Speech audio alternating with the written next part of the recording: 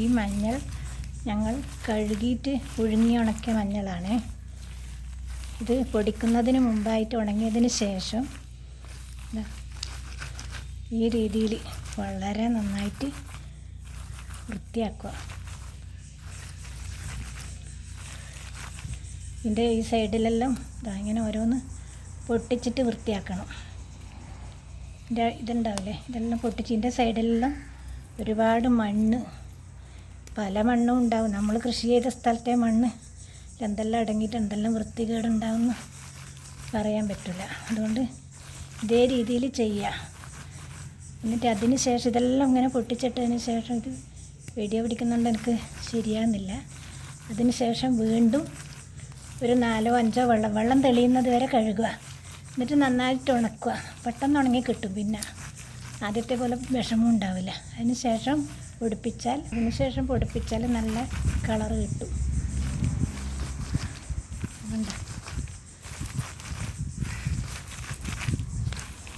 ഇതിലൊരുപാടുണ്ട്. ഇത്രയും മഞ്ഞളിൽ കണ്ട ഇത് ഞാൻ ഉണ്ടല്ലോ നല്ല വൃത്തിയിൽ കഴുകിയതാണ്. പൊട്ടിച്ചിട്ടില്ല. പൊട്ടിച്ചിട്ടെല്ലാം ചെയ്യുമ്പോൾ കുറച്ച് താമസം പിടിക്കുമല്ലോ പുഴുങ്ങാന്ന് വിചാരിച്ചിട്ട്. കണ്ട ഇത്രയുണ്ട്. ഇനി ഇത് കഴുകിയിട്ട് എന്നും ഇത് പൊട്ടിക്കാനെല്ലാം ഉണ്ട്. നല്ല വൃത്തിയാക്കുക.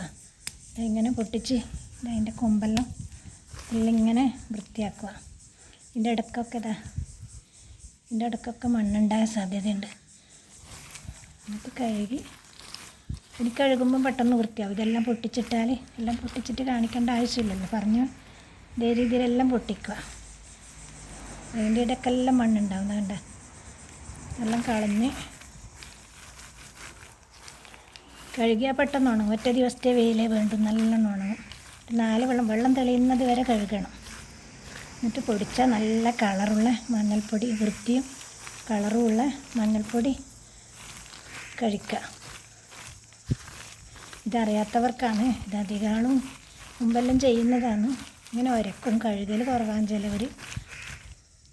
കഴുകിയാൽ നല്ല വൃത്തിയായി കിട്ടും. എല്ലാം പൊട്ടിക്കണം.